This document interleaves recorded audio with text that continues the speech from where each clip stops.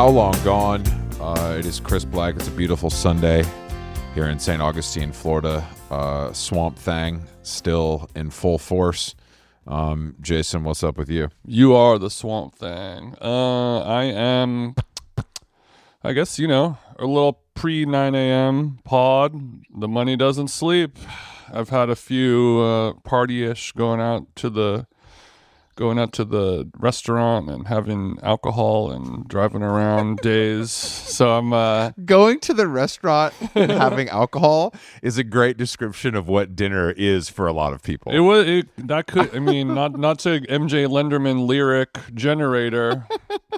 That's the sauce that I've been drinking the last couple of days. That's the type of time TJ been on. Yeah, because when you come back from NYC and every day is like that, like we're gonna go have like dirty skinny martinis, then it has olives and lemon slices in it, and then we're gonna have fucking some oysters that are not that good and some weird shit and cigs and walking and rain and Ubers. I've spent too much money on Ubers this last week.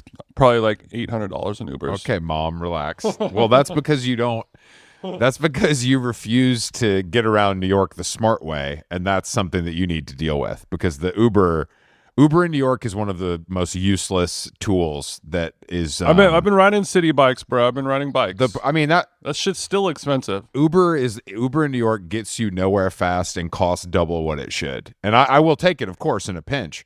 But I think that once you embrace subway taking, no Kareem, you'll be able to get places faster and much more cheaply, even though the subway price continues to rise. This is why I don't live. Yeah, but I don't. Oh, yeah. I don't live there. I'm never gonna. I love walking out of an activation and getting into a car, even if it's a Toyota Highlander that's all dusty, and just sitting in there, and it's just me and the homie. And that's it. I don't know where we are. I don't care if he's going uptown when I'm living downtown. I don't know if he's taking the West Side Highway or the East River or whatever. I look up when he says, "You're here," and then that's it. And that's what it's all about. I don't have to have my wits about me on NYC's, on Zoran subway. Yeah. I mean, the statements of the subway being dangerous are funny as someone who takes it. I mean, not every day, but pretty often. But that's. You're saying that's BS? It's safe? I think New York is actually one of the. I think any city that's densely populated is safer. Like, I think walking around alone at night in the fucking behind the Aldi in St. Augustine feels more dangerous to me than being in Soho at 3 a.m. That's you know what I mean? Just I think strictly because of the amount of people around, you're never alone, which feels more safe overall. Okay, what about the St. Augustine subway? Is that safer? Let's do not an A/B comp. Let's do an A comp. They have the tomatoes weren't super fresh, but the sandwich was fine. Okay. Got it. Oh, there's not a. They don't have a flopping on me. They don't have any. They don't have any public transportation here because everyone's issued a truck or sort of a shitty Toyota Camry upon moving into the zip code, I think. What did my DUI homies do down there in Florida, though? I know they got more than a couple. Dude, the amount of it might be a prerequisite. I just think that Florida and DUI is truly a match made in heaven, because it's always nice out. So you're always at the bar. You're having a couple beers with the fellas after you leave the site for the day. You get back in the fucking F-250 with the big wheels and the lift kit on it, and you drive home, and they light you up. Sure. And you think it would be maybe some sort of good old boy recognize, like, oh, we went to high school together. Maybe I'll let you off this time. But I feel like the cops here take it too seriously to even let their boys go the other way after having too many fireballs. That's fucking horseshit. Back in my day, you'd give them a little escort home. You know what I mean? Yeah, you sound like Joe. You can't pull me over. I'm already being pulled over. You can't pull me over twice while I'm being you gotta pulled escort over, me. You gotta escort me home. That'd be the right thing to do. You can't fuck me. There's already a dick in here, and they're like, well, actually, okay. So, shout out to our friends at W Magazine, as well as Chloe, the clothing company.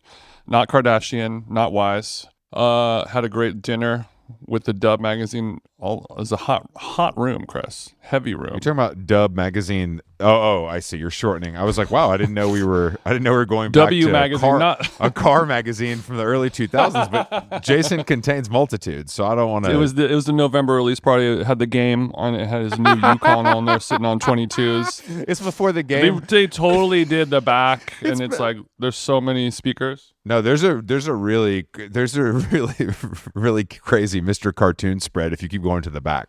I just don't want you to forget. Man, if there was a W magazine and a Dub magazine like crossover collab issue, honestly. Could you imagine? I mean, it would take somebody like me to mastermind the creative direction of that. I don't know. I mean, Moonves is good, but I don't know if she could handle. I think it's more of a. The reason that would work is because car companies are the only ones with money left. That's right. So their advertising dollars could go so far that if Sarah's bringing Rolls Royce and Cadillac to the table, and Dub is bringing Ford and Chevy, we've got the whole fucking market covered. This is a good idea. And some 4Gs on the Bentley. Rappers are much more sellable now than they ever have been. Even though Playboy Carti beat up his girlfriend and a limo driver this weekend, I'm sure he won't suffer any repercussions the way that How maybe. could Playboy Carti beat up a limo driver? That's what I want to know. How could his little bitch ass beat up anybody? I don't know. I mean, is it him or is it members of his squad? Because he doesn't feel like a bruiser. No. I mean, he went to jail. He got arrested for it. So I would assume he had to throw those weak little arms around. But I don't know. Nobody's surprised that he beat his girlfriend, but the limo of course driver, not. But beating up and beating are two different things. You know what I mean? Did he win in the fight with the limo driver, or did he quote unquote beat him? Did you successfully defeat me, or did you hit on me? Hit up on me. Sorry. Did you punch on me, or did you beat me up? It's two very different things. It really is. So I don't know. Did you land any overhead hammer shots to the top of the skull? He did not. That motherfucker. He ain't ever lifted a hammer. I'm talking gun or Home Depot. He has never lifted a hammer. I'll say that. I've lifted more hammers than Playboy Carti, and that is not saying a lot. That is not saying a lot. All right, so you went to the party. It looked fun. I saw the imagery. I would say best of the night. Addison Rae, she was looking the best, and that was a heavy room full of a lot of talent. Not look the best. No, I mean in this room full of Fannings and my sisters from Conyers. We got to give them props. Olivia Wilde's and Maya Rudolph's is Olivia Wilde is it? Okay. Well, let's not. We got our Devin Lee's. It's all there. I don't trust her. Nobody trusts Olivia Wilde. She'll hit you with Olivia Wilde. They talk about Caitlyn Jenner or Matthew Broderick. They just I killed a guy with my car. Whoopsies, I'm all good. You already know Olivia Wilde's probably hit 4 homeless guys with her car. Easily. And we don't hear about it at all. No, you don't hear. That's how rich she is. I mean, I think she's like Julia Louis-Dreyfus level, family money on top of the acting. And I'm sure she got half of what's that bad soccer TV show that everybody liked? Ted Lasso? Yeah, she might have gotten half of Ted Lasso because she got kids with Homeboy. So she's really that's right. She can cover up a lot of crimes. Is what I'm trying. She's making lasso money. Hey, we get lasso money. Also Nicole Richie, friend of the show, looking great. Nicole Richie, certified lifetime baddie. Nicole Richie can do no wrong in my mind. But friend of the show, not friend of the show, John Hamm. He's dressing like, it's kind of hard to explain. He's entering like a pimpin'. Like a 70s pimpin' kind of phase where it's there's burgundy tones and turtlenecks and big kind of Terry Richardson glasses and pinky rings, and I just think this satin garments that are a little too tight on him. Once again, fellas, stop experimenting. You like clothes too much, or your stylist likes clothes too much. Somebody likes clothes too much. If you're John Hamm, no one wants to see you in anything but a suit, because that is how we love you and remember you. So it's a very simple thing to achieve. And Ham is like, what if the suit was the color of a bloody Pepto-Bismol kind of vibe? It's just, there's just... And you're like, no, what if you have black or brown or blue? I don't know, man. These guys are having too much fun. Stop having fun. Yeah, Jacob Elordi, stop wearing lace socks or what is that material? Like a crochet doily sock. You know how I could go. He knows that they're still gonna suck even though you're wearing the doily socks. But still, that's the problem. He knows his power. He could wear anything, and he still can take him down. Mm-hmm. I am another Hollywood double. We didn't talk about what Hermès did and I have to tell you this because I didn't like fully comprehend it at first. So we go to this dinner. It's a 500-person dinner. It's like unbelievable. It basically looks like a really well-designed award show. You know, my Chloe dinner was a lot more intimate. But go ahead, you were saying something. It's T-Bone Burnett and like Jack White, blah blah blah. Anyway, there's these musicians on stage that start playing. I'm like, wow, who are these people? Like, this is so weird. We're in Nashville. I don't recognize any of these people, and they don't look like Nashville session dogs. You know what I mean? Right. And then because I'd been in the don't look bathroom. like the Wrecking Crew. Yeah, it was not the Wrecking Crew. So I get back from the bathroom, and then Alison Mosshart comes up. They play a song. They do a cover. Jack White plays whatever.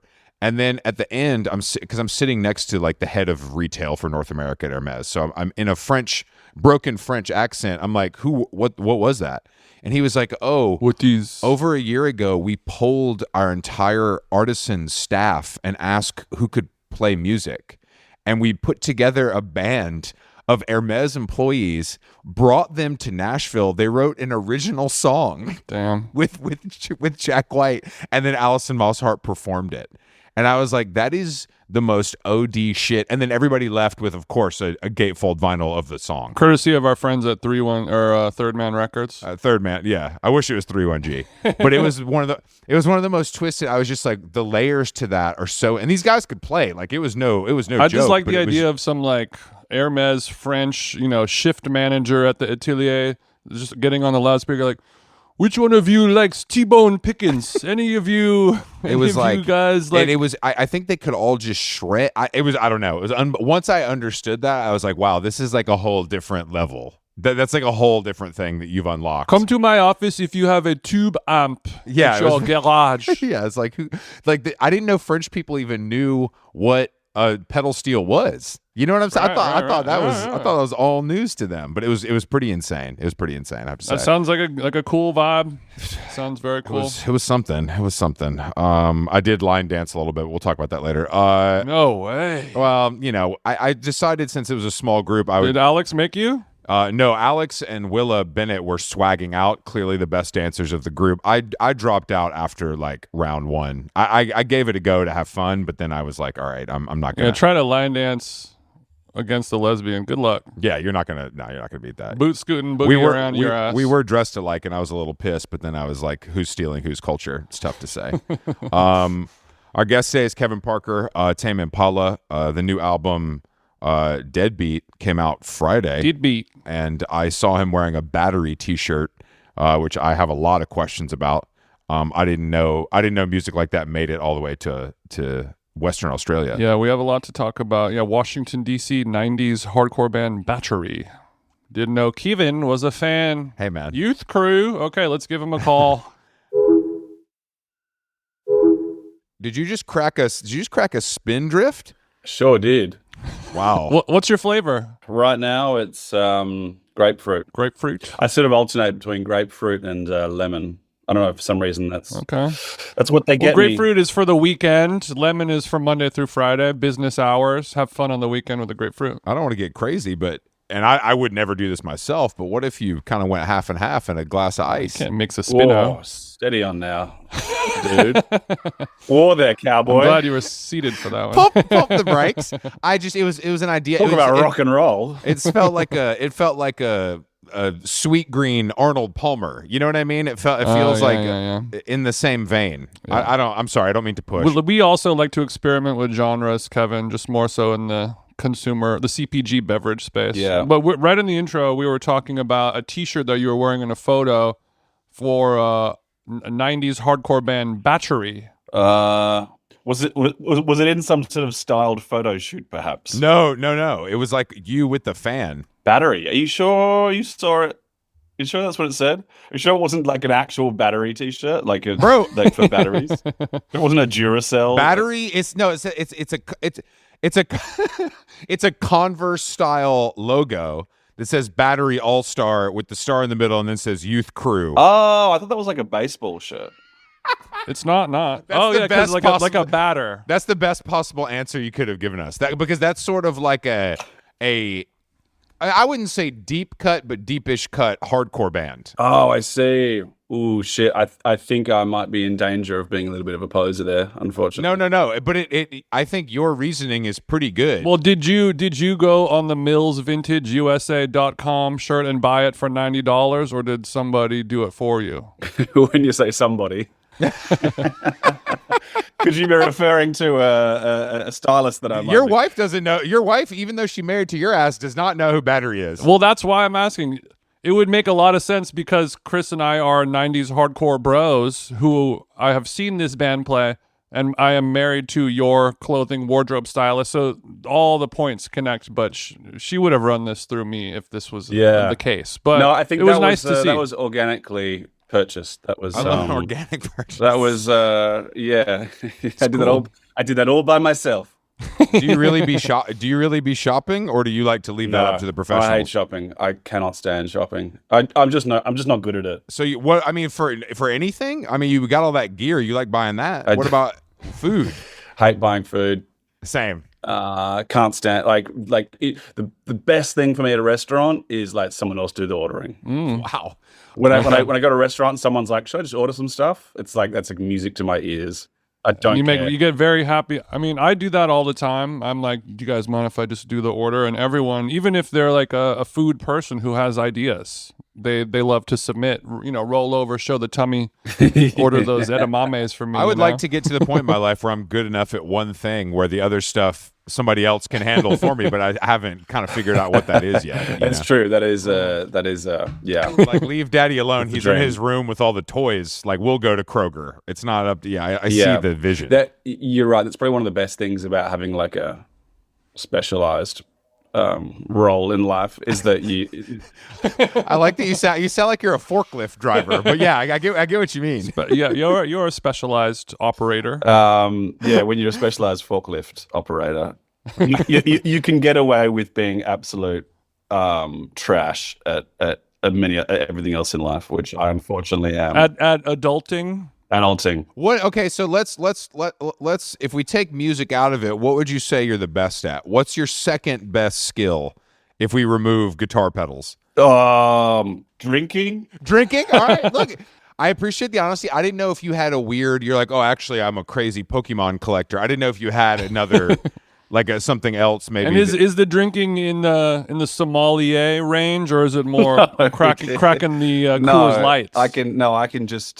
I can just drink you under the table, basically. That's well, that's sort of your culture. I feel like maybe that is a birthright type situation. Most Australians can, and this sounds like I'm sort of like trying to sell how good we are at drinking, but it's just deeply entrenched. No, it's fact. We have a lot of friends who are Australian, and we've been to Australia, and it's true. You guys are good at drinking, and once you come to America and get access to affordable cocaine, that really changes the game. Oh, it's over. No, it's all night. And you don't have to speak on that specifically. Oh, I won't then.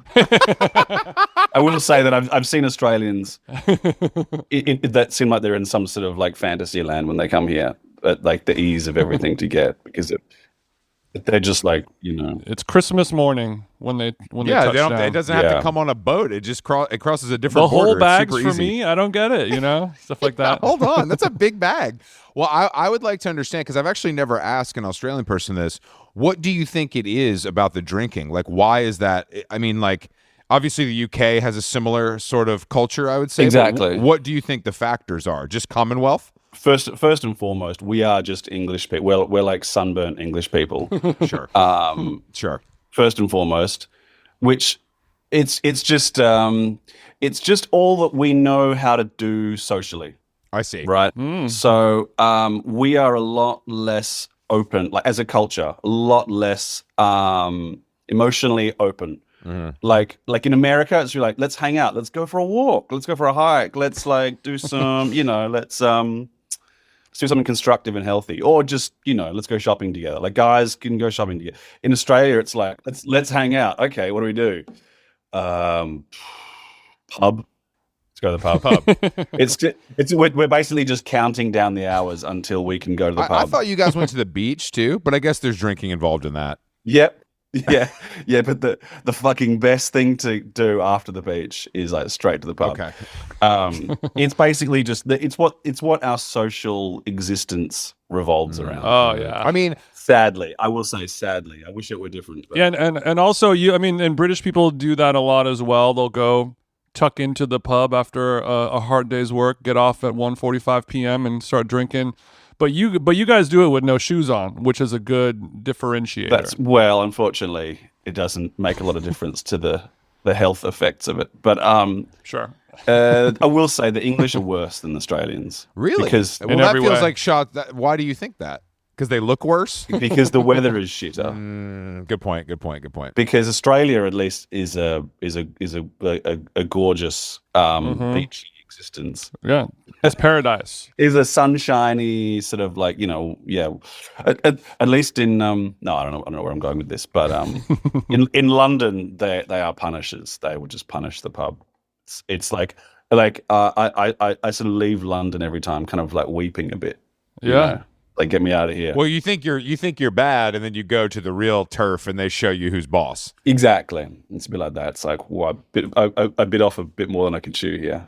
All that to say, I will say that, like, in the last 2 months of my life have been, like, the most disciplined I've been in years for, like, drinking everything. I've been really... Because you got some shit to sell, and people need you to do stuff? Yeah, I've got to get up on stage, basically. Okay, so you're getting into shape to touch the stage and bless people with your talents. Yeah, I mean, calling it getting into shape is a bit of a stretch, but okay. Drinking 10% less. But we're getting on stage. We're getting on a stage that's 360, and there's people all around us. So there's no. Okay, Ed Sheeran, go off. Hell yeah. Yeah, that's it. I'm entering my Ed Sheeran phase. So you're going You're going in the round. You're going 360. We're going in the round, and there's no escaping. There's no hiding the beer gut in the round. Oh, I see. So they're seeing the side view. They're getting it from the bike. They're getting every angle. It's like when I'm at the Grammys and they do the 360 cam and they see the love handle. That's right. They see everything. In the round. Okay. If you are round, then the audience It's problems will for be everybody. around. It's problems for everybody. Sorry, I'm probably getting into. No, that was sensational. Why do you think you took the round route? It was kind of like this unspoken agreement. We were like, I was chatting with the team about what we were going to do. It's like, what should we do for the show? And it was kind of like one of those things we all just said at the same time, like, in the round. It's like, so we're doing in the round, right? I don't know. It kind of just like seems like something kind of, it's new. And the stage doesn't rotate though, does it? No, we were going to do that, the Lazy Susan, but we not going to do that. That's a lot. That seems price high. Yeah, definitely. It'd be one thing if you were doing, but you have like lots of instruments and cables and synths and routing and patches, and it's a lot to spin it. Yeah. Our cable count's probably a bit too high to do that kind of stuff. Mm-hmm. What's your cable count right now, brother? I don't know. I have no idea. But I was count. I'd hate to advance with you, brother. Well, luckily that's not my what did I call it before? Specialized. We know you can't do that. That's it. Far down the list. Okay. Speaking of Australia, a friend of ours, a music writer person, told me his name is Shot. He asked me to ask you a question. What is your favorite flavor of shape?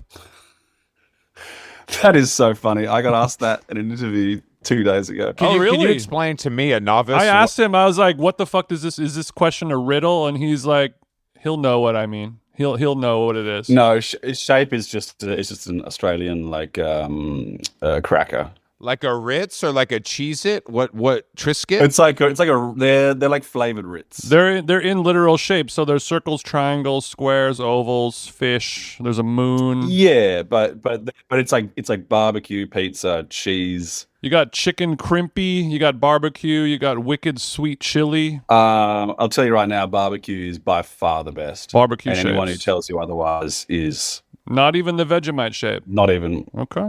Well, Vegemite was quite a late addition. That's sort of like one of their like new flavors, but it's not one of the classics. So is barbecue something that stuck to you like childhood era, and now you still okay? Got it. Yeah, fuck yeah. I was really hoping that question was going to be more like a philosophical, like looking inward type of thing, and it's just crackers. So did the first person to ask me that. But I like that it's like a through line riddle with you. But if I knew that it was about crackers, I wouldn't have asked you that. I apologize. I like that name for crackers, though. Really, it leaves a lot to the imagination. Mm-hmm. It reminds me of voguing. You know, it does. It has a lot of. It feels like it has a deeper. Now that you're an EDM artist, Kevin, are we dancing more? Now that I'm what? Sorry, an EDM artist. Oh God. Are we getting the dance out a little bit more? Are we feeling the music when we're behind the CDJ 3000s? I was always feeling the music. I just, no. Okay.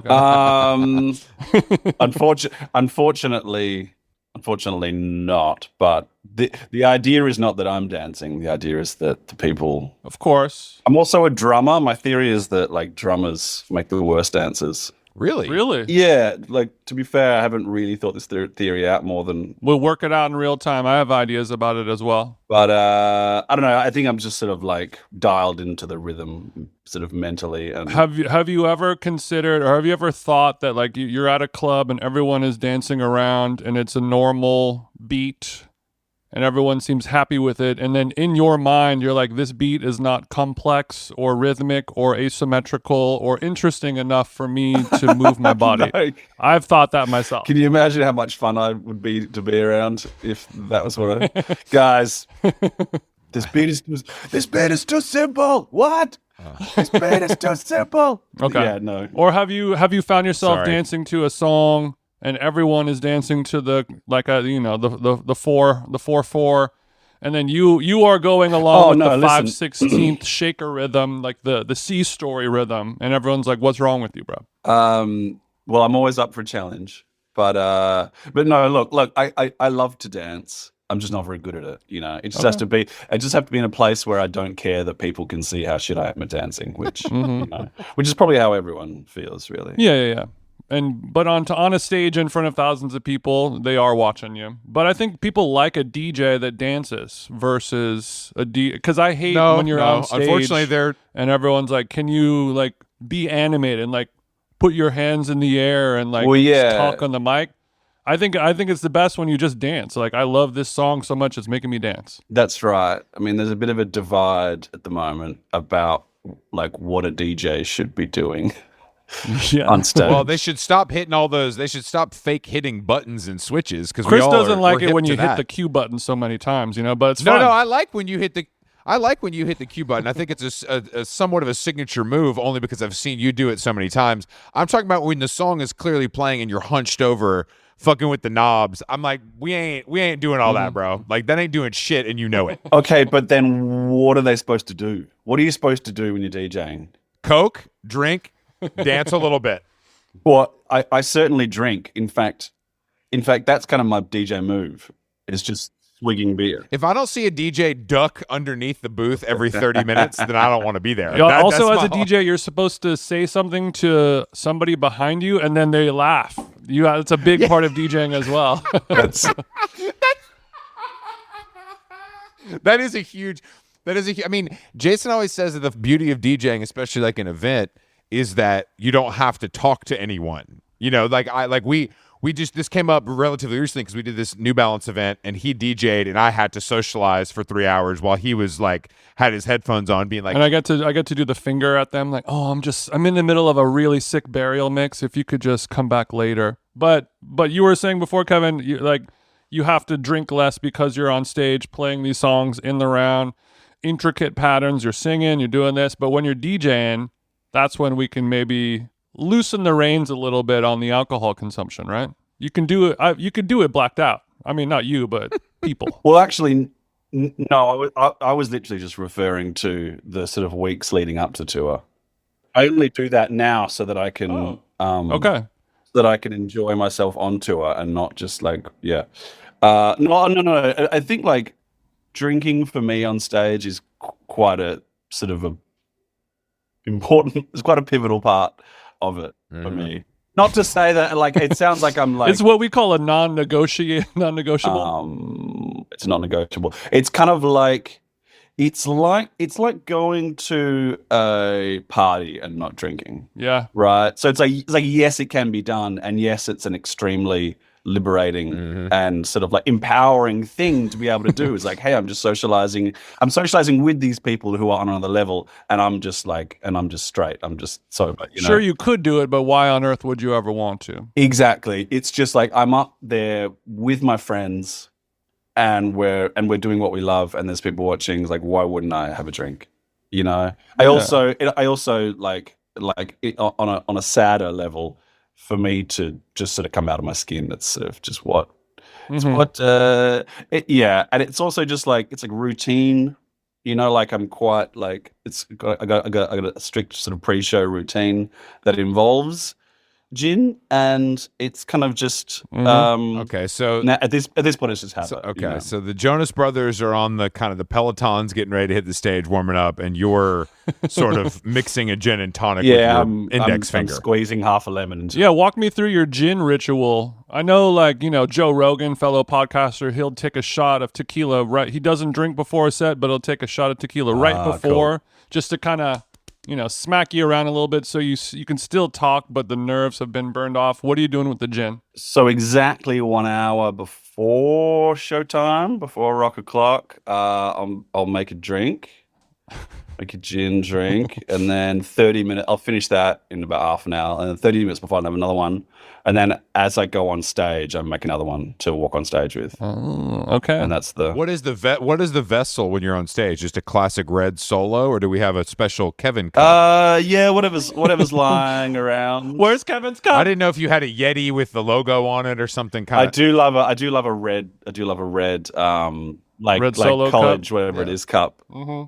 But we've also got these ones that look like disposable plastic ones, but they're actually like a real cup. Yeah, I so it's kind of like, you know, there was because we're trying to be, you know, yes, sustainable. Yeah. You can get those at Urban Outfitters still. I remember when they released the red Solo cups that had a little strip of chalkboard on them, and you could write your name with your finger. Oh, okay. And I feel like the technology wasn't there yet, but maybe now they could maybe they're still out there. It was a cute idea. I feel like it didn't. I love that. It didn't work well enough. We can work that into the show. I'm sure. It's fun. Just like write the name of the city on it. That's kind of cool. Remind you so you don't fuck up. Oh yeah, I'll need that. Yeah, I hope to do that one day. It hasn't happened yet. Yeah.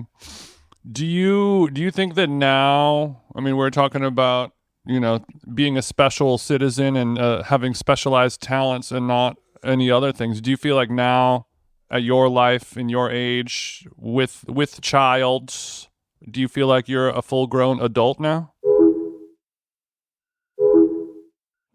I feel like I'm full grown. Yeah, but you know, like you're not going to get any taller. yeah. On a purely physical level, yes.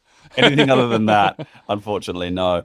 No, I don't. Well, you're in the wrong business. You don't have that's the problem, is that you guys can do whatever kind of forever, and there's no real penalties for it. Exactly. Yeah, but I mean, I probably thought of this question while I was listening to your album, you know, stoned or something, and I was like, you know, there's wisdom coming through and subject matter, and, you know, musically and lyrically.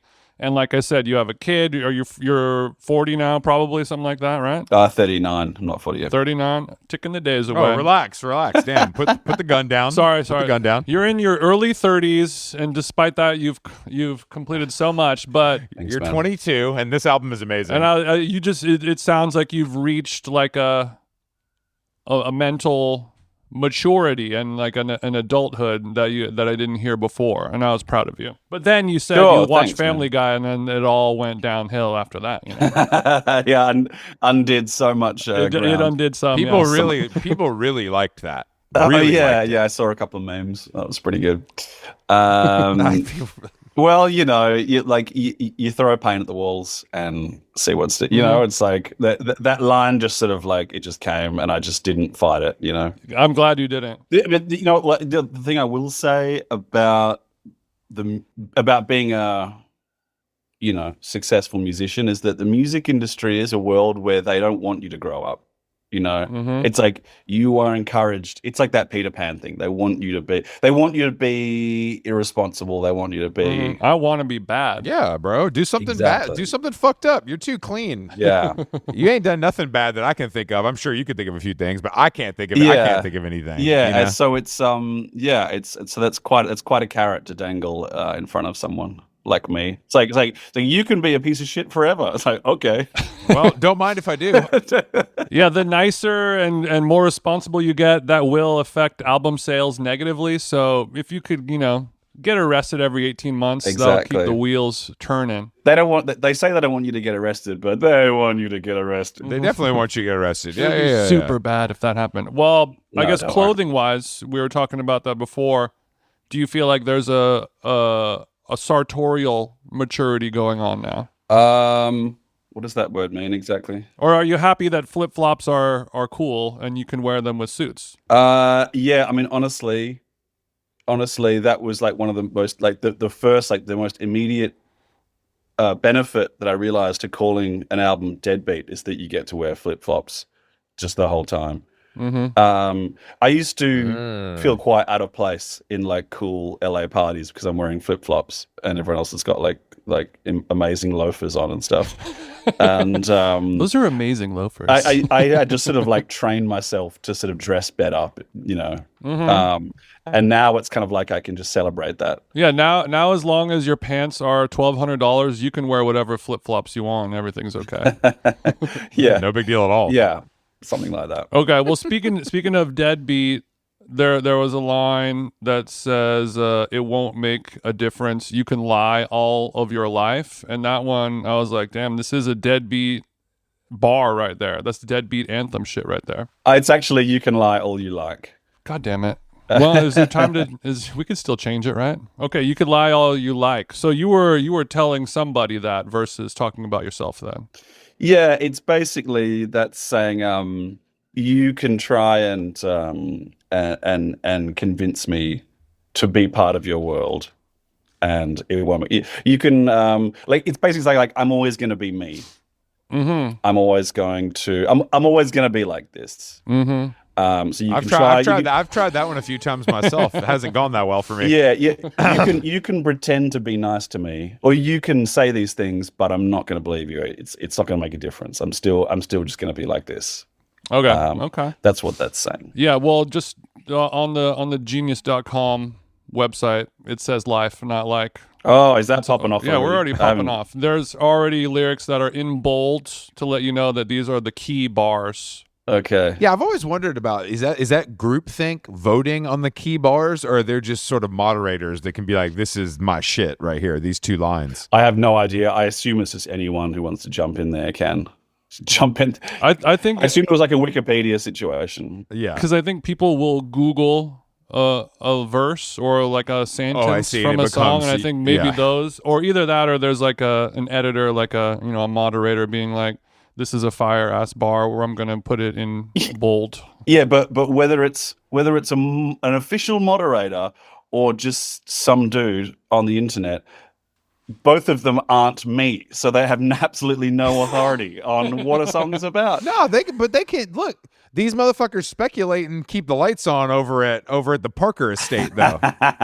Yeah, but we all know that once you put out the record, it's not yours anymore. And now people are saying this room is in shambles, but I think it's fine.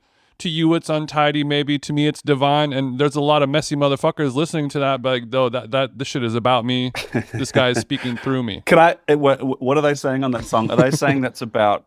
Because I've seen two theories on that song, on Piece of Heaven. That one that it's about my daughter, and one that it's about like a love interest or whatever, or like one that's about a girlfriend. Okay, the annotation for that particular line: Kevin Parker is known for his obsession for music, and his house proves that with loose wires flooding the floor, leading to hundreds of digital instruments in every chamber of his home. Oh, to God. Others, Kevin's house may appear messy and untidy, but to Kevin, it's his musical paradise. They don't give a fuck about your wife. They don't give a fuck about your daughter. They said this motherfucker got wires all over his crib. He's wired up. But hang on a second. The song The song clearly says your bedroom.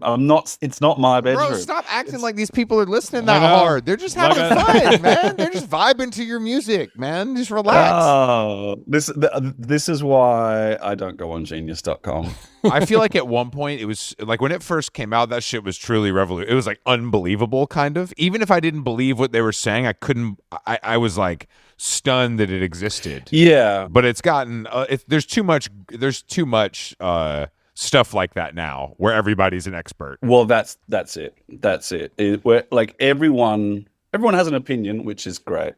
That's great.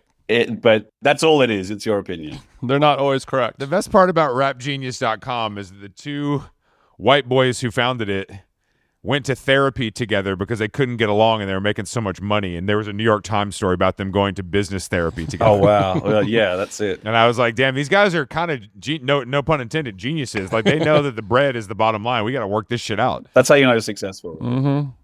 Hopefully that comes to us one day, Chris. I would love. Oh my God! Imagine. Okay, well, speaking of calling Genius.com Rap Genius, I feel like your lyrical cadence and flow is entering a little bit of a rappy zone in a great way. There was a line, and I was like, "This is something that Drake could say."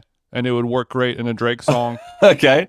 Where you say, man, it's a crisis. I'm never like this. That's how my life is. You couldn't write this. Oh, that is. Oh, yeah. Okay. Drake bar. It's a Drake bar. I'm sure you got 40's cell phone. We can get some underwater beat that you kind of just go over. That's nice. Okay. That is nice. That is nice. All right, OVO. All right, OVO Kevin. Yeah, OVO Kevin in the building. Thanks, guys.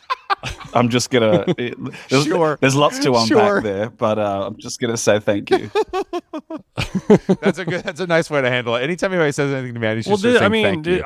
That clears it up. Like I said before, completely complimentary, but I don't know. Is this something that you have noticed at all, where your beautiful singing and lyricism has taken a little bit of a different cadence or flow, or is that just me? Yeah, sure. I mean, they're meant to be like the lyrics on the vocals on this album are meant to be a lot more direct and sort of like sharp, a lot of the time.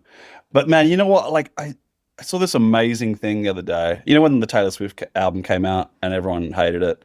Everyone's saying how trash it was. Yeah, I don't remember that at all. Well, okay.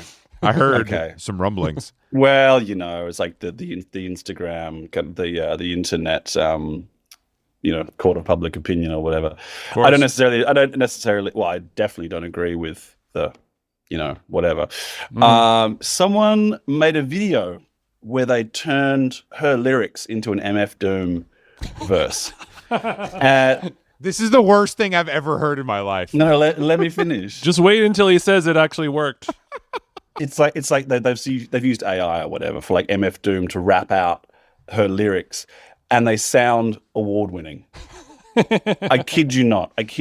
Well, the whole purpose of the video they made was to show how like lyrics in a different light can seem better or worse. Which to me proves that context is everything, and I firmly believe that. People were ready to hate that album, that Taylor Swift album, when it came out. They were ready. They had their artillery already like in place, guns in position. However, you're ready to receive lyrics or art or whatever is how it's going to happen. Doesn't matter how good or bad it is. If people are so, context is everything.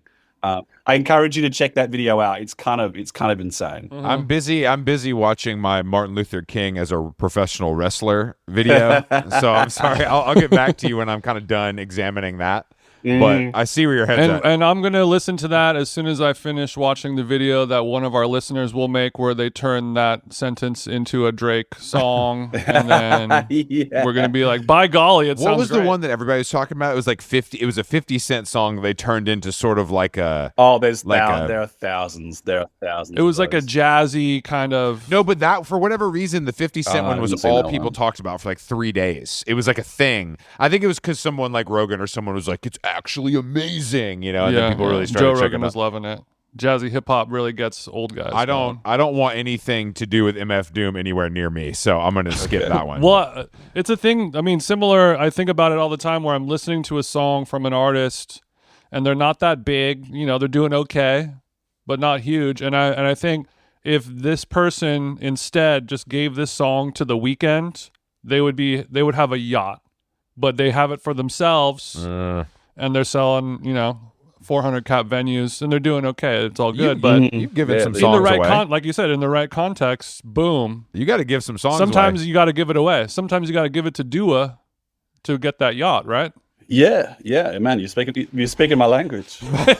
I guess though, when you write, that's like that's like the other thing I do, right? yeah, that's why we're talking about it. Of course. That's why you're talking Sure. to us. It ain't your little music. It's all this other shit you've done. But what is the when you do something for another artist, that is almost always like the intention that was set at the beginning, or is it really like, I got this shit and it's good, but I think it'd be better if XYZ took it and put sauce on it? Can be either. It can be anything. So you've pulled something off a hard drive and sold it.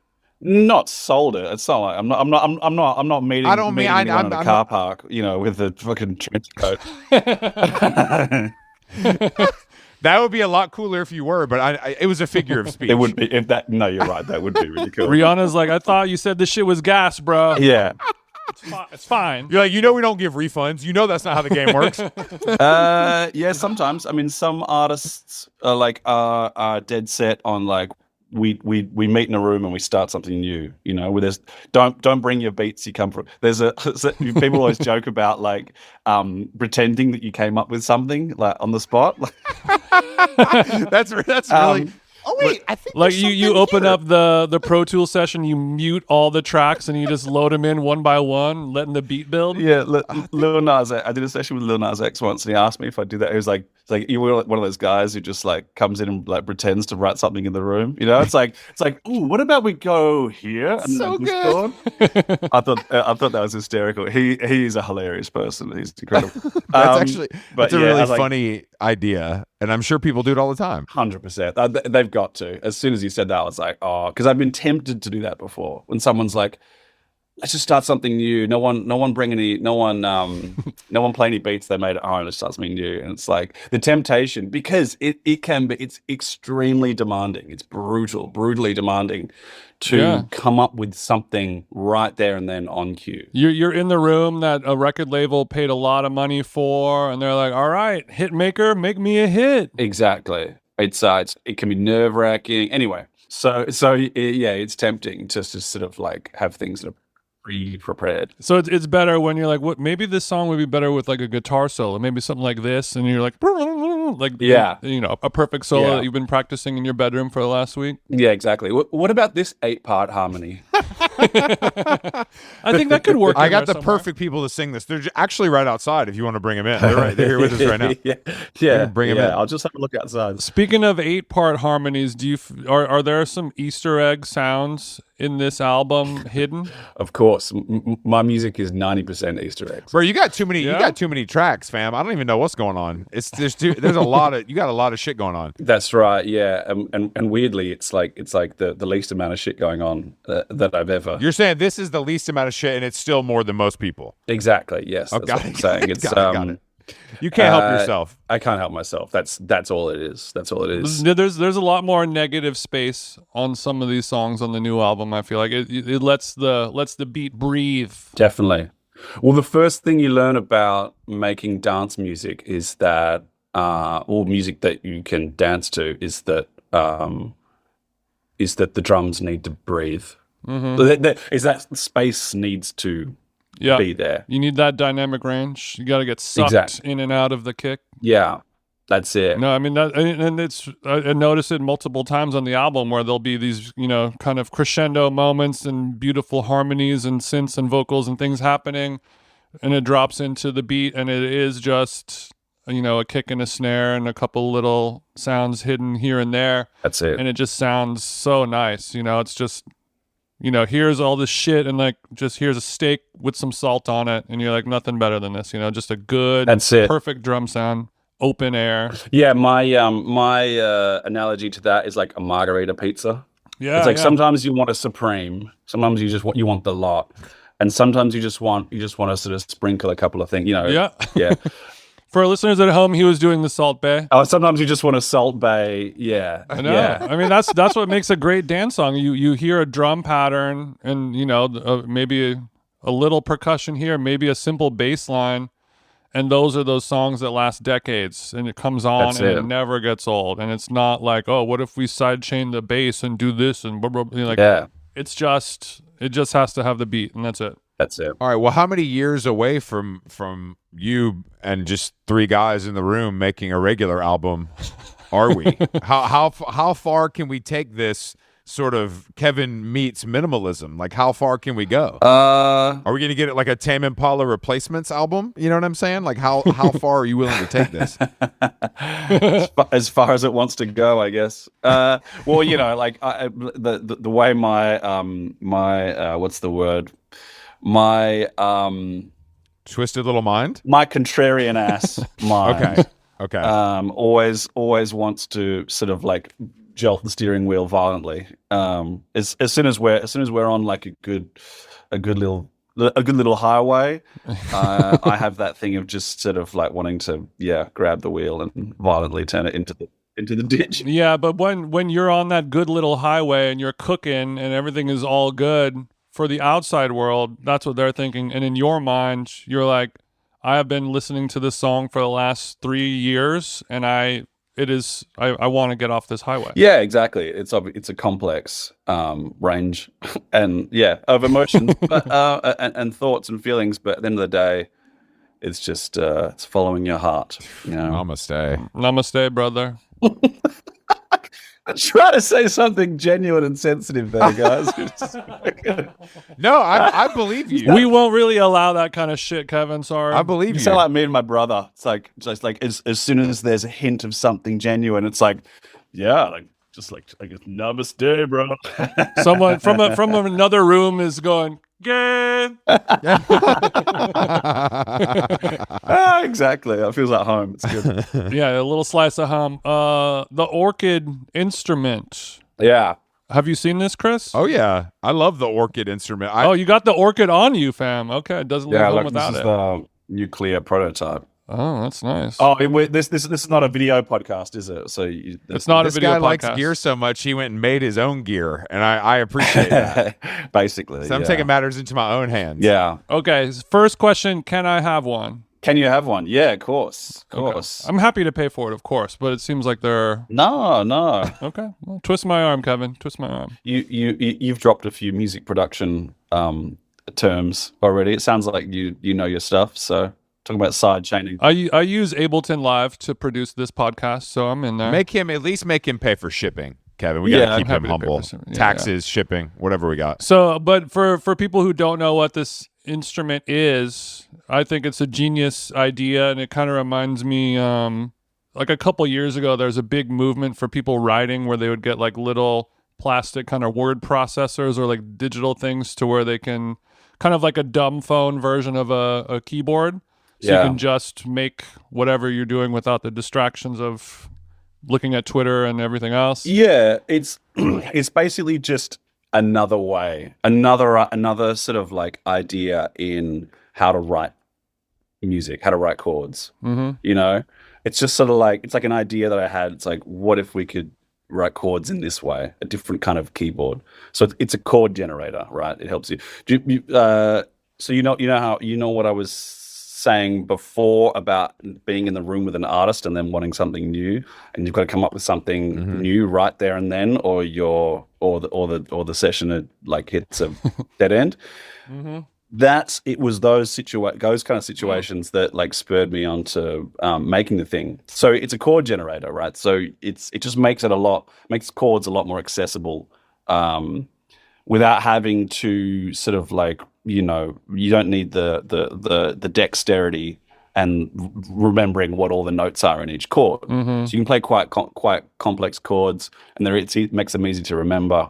It's like a more efficient way of writing and playing chords, because like often whether I'm in like a high pressure kind of like pop writing scenario, or it's just like 2:00 in the morning and I'm kind of like a bit out of my head. You know. Okay, so the same way Keith Richards would wake up in the morning in his bed and pick up his guitar and start writing down, you know, a new Stone song, you can roll out of bed and hit the C minor seventh into the A, Exactly. B, D, and then next thing you know, we have a... Oh, listen to you go.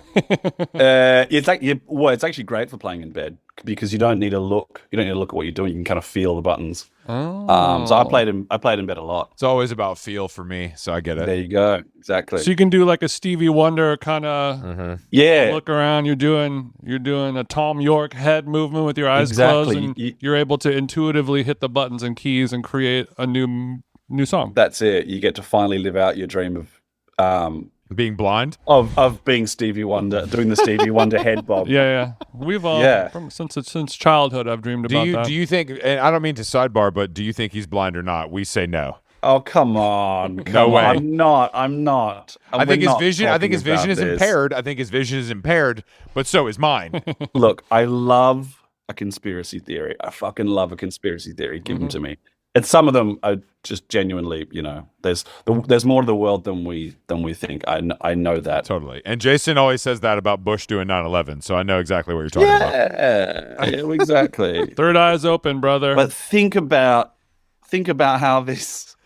Think about the reality of what people are suggesting here. That since the 60s, which is when Stevie Wonder started making music, that he's been bullshitting. No. It's a way to stand out, and I think maybe that we all need a so leg it's a up. marketing. I think it maybe was a joke or a marketing thing that went too far. The stories about him, back on it. Women walking by and his head turning. I believe that. That could be smell, though. It could be smell. He has heightened senses, other than his sight. But that's also, true. That's true. Like Rap Genius says, Kevin, you could lie all your life. He lied all his, even though that's you said true. like and not lie. So you're saying he was able to successfully trick everyone for 50, 60 years or whatever it's been. I'm saying I don't even know if it's a trick. I'm saying that I think even he believes it at this point. You know what I'm saying? I think it's like that kind of shit where it's so you lie so much you believe yourself. It's so much a part of his identity and his sort of his lore. It's like that one friend who's like never going to come out of the closet. You're like, damn, you're really going to go till the very end. Wow, impressive. You're just going to take this thing. You're going to take this thing home. And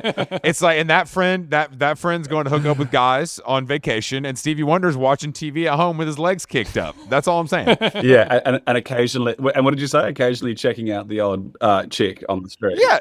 Once he sees something nice walk by, he says, "Yeah." I've seen him at this barbecue restaurant in Hollywood, and his handler, his girlfriend, had to tell him, "Stop looking at the menu. Stop looking at the menu." He's over here picking out his sides. No, when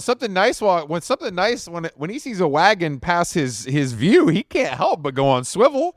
He can't help it. He's just a man. He's simply a man. There's a limit to his genius, right? Exactly. I think it's fun. I think it's more fun to believe. That one feels almost harmless to me. You know what I mean? It feels like a fun. He still gave us this amazing body of work. It's just kind of funny. Yeah. You know? Well, yeah. It's not like Woody Allen. Like I could still listen to all of Stevie's beautiful music, whether or not he's been lying about his vision. Victimless crime. Arguably victimless crime. Yeah. Kevin's convinced. This is what we do over here, Kevin. I wanted to ask you about your haircut because you were a long hair guy for what seems like an eternity. I feel like this was a big deal. Yeah. Who did the cut? How long did you think about it? How much did it cost? I thought about it for you know what? I was waiting. I was waiting for something different. Like, you know, I don't know if you guys have ever had long hair, but it, like, as a guy, it can be a burden. Yeah. You know, it can just be like, oh man, I just like you see guys with short hair, and you just sort of like, you're like, oh god, that must be nice. You know.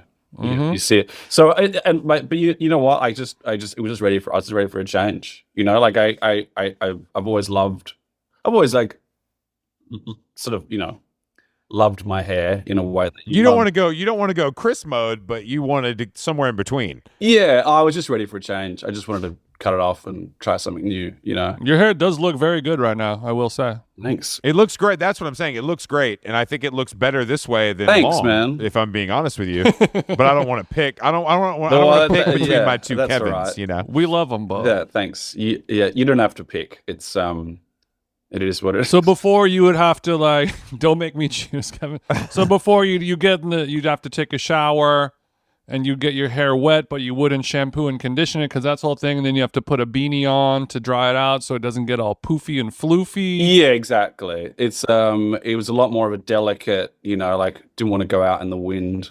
before it was dry. It's tough for convertible ownership as well. Driving around the with 911, all the windows open. You had to keep 3 different hats in the 911 before you went down to Gelson's to make sure your shit looked good. Yeah, it might be more of a Suzuki Samurai down there in Perth, right? Wait, what? Is the car at home more of a Suzuki Samurai or a Porsche 911? At home, in Perth, in Australia. It's like a Toyota Land Cruiser. Oh, okay. Look at you. You're just a humble guy, man. I love that about you. You're just a regular. You're like these. I'm in Florida. You're like these guys I'm at the grocery store with. Just got but I am a frustrated like sports car guy. Like you want one, but you won't let yourself have it. Yeah, I have this theory that I call the Ferrari conundrum. Which is that your whole life you grow up as a kid just thinking the Ferrari is the coolest fucking thing in the world, and like it's like as a kid I was like, if I ever can buy a Ferrari, I'm going to buy a Ferrari. But the paradox is that by the time you have enough money to buy a Ferrari, it doesn't mean anything. It's like, yeah, I could buy a Ferrari, but what am I going to fucking do with it? Mm-hmm. So you want a Ferrari because of what it symbolizes, but as soon as you have enough money to buy one, you're not interested in things that give you that, unless you're a douchebag. Yeah, of course. But I'm sure you've done a few dumb things. Yeah, of course. I mean monetarily. I don't mean spiritually. Yeah, I've got my my outlets for sure. But I'm generally pretty frugal. Can I give you my my Ferrari sort of scenario though? This is why I think it would be like I was joking with my friend Chris about like the possibility of me buying a Ferrari. So it's like called Chris up, like, Chris, I just bought a Ferrari, man. He's like, what? I was like, yeah, I just got a Ferrari. Let's go for a drive. Like, fuck yeah, let's go for a drive. We get in, we drive like to like a town an hour away. We're driving on the freeway. Like, isn't this the fucking sickest thing ever? We get home. That was so much fun. Next weekend, I call him up. Chris, you go for driving the Ferrari again? Like, yeah, fuck yeah, let's do it. Get in the Ferrari. Have a great time. Next weekend, Chris, driving the Ferrari? Like, yep, yeah. Yeah. I've got something on later, but let's do it. And then like the next weekend, Chris, we're going for driving the Ferrari. Are you coming? And it's like, I've actually got to see my mum, dude. It's like, what are you supposed to do? You can't. Mm-hmm. Yeah. Anyway. I think it's a great way to put it. I think that for the real heads, they look at it as like a daily driver, which is even darker. Like it's not like you know what I mean? Like I think a guy who really wants that car is like, yeah, this is great. This is normal. I can take this to the mall. I can take this to the gym, and they don't realize that they look like an asshole. Is the difference. I'm gonna go drop my wife off at the airport in my fucking Ferrari that's purple. Also, Ferraris have been co-opted by content creators that live in Miami and just lost their ass on Bitcoin. Like it's crypto, not Twitch streamers. streamers. It's a real streamer crypto car. It's not what it was. But it's cooler if you just say like, hey, this Ferrari is $200,000. I'm gonna spend, let's say, half that, or just like get a cool like a '90s Bentley or something like that. And that's your daily driver, and then you just go to the pub with your friend, and you don't make a whole thing of it.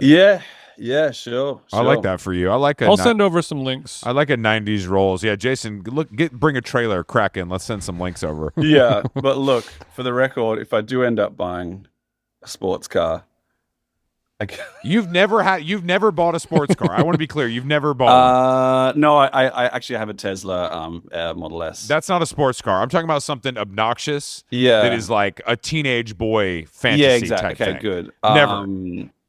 No, never. But there is a yearning in me to own one. Well, look, let's see how this album does. We're still waiting on first week numbers, and then true. If it hits, I think we take ourselves to the dealership and get Daddy a present. I'd like to see you in like a Dijon yellow 911. Oh yeah, zipping around. It doesn't have to, whatever, $80,000. Yeah, mid-range. It's a cute car. Yeah, I mean, sure. Yeah, exactly. That would be nice. Couple orchids in the front. But then like reality comes in. It's like wait, I would be at the dealership paying for it, just going like, what the fuck am I doing? This is a great. No, your impulses are great. This is good for you. It's better to be the way you are than the other way. Yeah, your brain is working like reverse cocaine purchases. This is good. We'll see. Hopefully that answers your question about like, do I feel like a fully grown adult now? So it does feel very responsible. Way to bring it all together. I tell you what. Kids is a really good way of changing your perspective on who the most important person in this equation is. You know, yeah. It's still you, but your kids are getting close. Yeah. They're inching up there. It's still 1, 2, 3, but you know, I've heard a lot of people say that, and I just whenever people say that, like, well, now I have something to live for, I'm like, well, you still have to live for yourself, bro. I'm not saying that's what you are thinking. No, exactly. No. It's just a good sort of like leveler. Yeah, let's put it that way. The leveler. Yeah, it's a good way of sort of, you think you're the most important person. You look at your kids and you go, you know what? I am the most important person, but this, I don't know, it's like a stupid fucking joke. I look at their beautiful faces, yes. and I just say, I am the most important person still. I come home from a late night in the club, my kids are sleeping, I say, without me, you are nothing. You won't even have diapers, you little shit. You know what? Your little ass wouldn't be here if it wasn't for me. Are you in New York or are you back in LA? I'm in rural Pennsylvania, my friend. Oh, are you in that town where everybody gets ready for tour? I sure am. Lititz. I fucking love it here. I love it. It's like, I think it's the closest I'll ever feel to like working at NASA or something. Really? I've heard about this place from a few different friends, and it's like, so it's basically like you can run the whole show full size, full tilt. It's like they've just got like arenas here without seats. Oh, wow. So it's just a massive shed. You just hang your whole show. And the hotel is like attached to it's like on site, everything. It's like a big like sort of university campus, but it's like just for rock and roll. Crazy. Are you the only guys there? No, Sabrina Carpenter is next door actually. Okay, go. Okay. She take a weekend off to go do SNL. She's taken up all the like nice rooms upstairs at the hotel. To be fair, Sabrina's earned them more than you. I don't mean to. Bullshit. You don't need a suite, mate. Listen, I was coming to Lititz, Pennsylvania when she was getting singing lessons. When she was in diapers. When she was making more money than all of us on the Disney Channel, I was coming to Pennsylvania. That's so true. She's probably been doing this longer than me. No, that place is fascinating, and I hope to go one day. Because we've also been told, I've heard there's a mini Sphere in Burbank. That's a similar idea where they like run the whole. Oh wow! You can basically like, it's obviously to scale, it's much smaller, but you can like baby Sphere run the whole thing and like work out all the kinks and stuff. So how many days do you prep for a tour of this size? Like 2 weeks, I think. They've already been here for 2. It's like the best part of a month. Okay, so Big Dog shows up. Big Dog shows up when they're ready to like play this shit. No, I like to think of myself as quite. In there, but you have to do more shit. I mean, the other guys that can do the stuff, you got to do press, you got to do this and that. I mean, I'm not loading. I'm not helping them like back the trucks in. We know. We know that. We know. Come on, guys. We know that you're not. We already cleared that you're not a forklift. Kevin's going around taking lunch orders. All right, guys, I'm going to Sweet Green. What do you guys want? Oh, the salmon. It's pretty good, but the steak's new. If you want to try it. So how many times are you going to play the show all the way through in Pennsylvania before you hit the road? Probably. Well, that's the dress rehearsal. So, no, there's Don't use Hollywood speak with me. Just tell me how many times you're going to play the set. The whole set, start to finish, we're like 4. But okay. But that's in like a week's time. We've like there's us over in like band land. So we've got our band set up over another building, and then there's the sort of arena where it's just this like empty stage, and they've got lights and lasers and all that shit. Crazy. And there's like 4,000 computers and laptops around the outside. Damn. It's quite a fucking thing, I must say. What's the coffee situation? Do they have an in-house barista? Yeah, there's like there's many different ways you can get coffee. There's catering, and then there's a restaurant. Yeah, sure. The hotel, the restaurant is called Per Diem.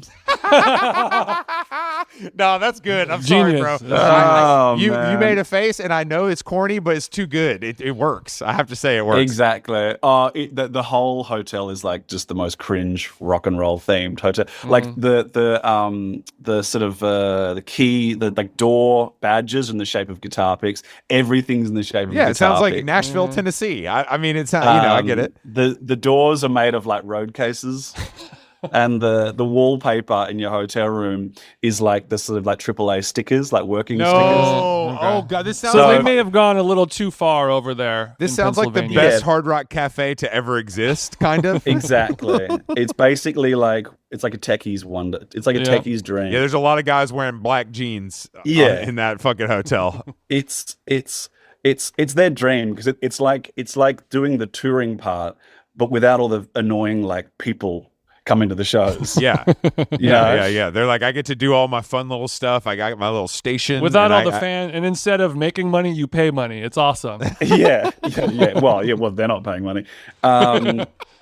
They do this thing where they practice loading in and loading out, which to me is just like some kind of torture. They pack up the whole show, put it in the trucks, and then they bring it straight back out again and set it up. Kevin, I gotta. If it's not you, because we don't have time, I gotta do this. I gotta run it.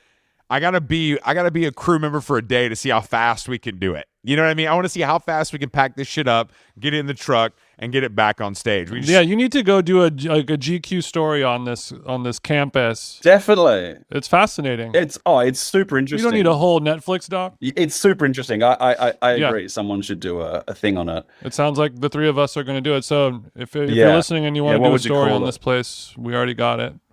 We got dibs. That's it. Yeah, you're green lit. We'll go out there, and I'll actually load the gear. I'll put my mechanic's gloves on and really load the gear. I ain't a pussy. I want to be clear. I'm not some journalist. I'm gonna get it in. Yeah. Man, I think you'd fit right in. Well, let's not say that. Thank you, Kevin, for joining us today on How Long Gone. It was a pleasure. Of course. Thanks for having me, guys. Congrats on the album. I think it's great. Well done. Thanks, it was man. A pleasure. Congratulations. And I'll see you. I'll probably see you out for Halloween in New York with Carolyn. Definitely. Yeah. New York. Yeah. Fuck yeah. What's your costume going to be? You going to tell or no? When's this coming out? Tomorrow.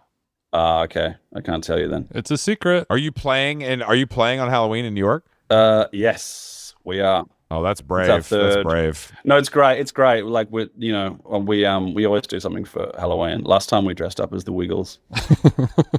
Look, Halloween is the worst night of the year in New York City, but I fucking hate it. I hate Halloween except for when we have a show. Being inside of Madison Square Garden or whatever is probably one of the better places to be. You'll be at Barclays, right? Barclays? Oh, I'm sorry to hear that. Next time, maybe. Next time. Barclays is bigger. I'm joking. No, I know.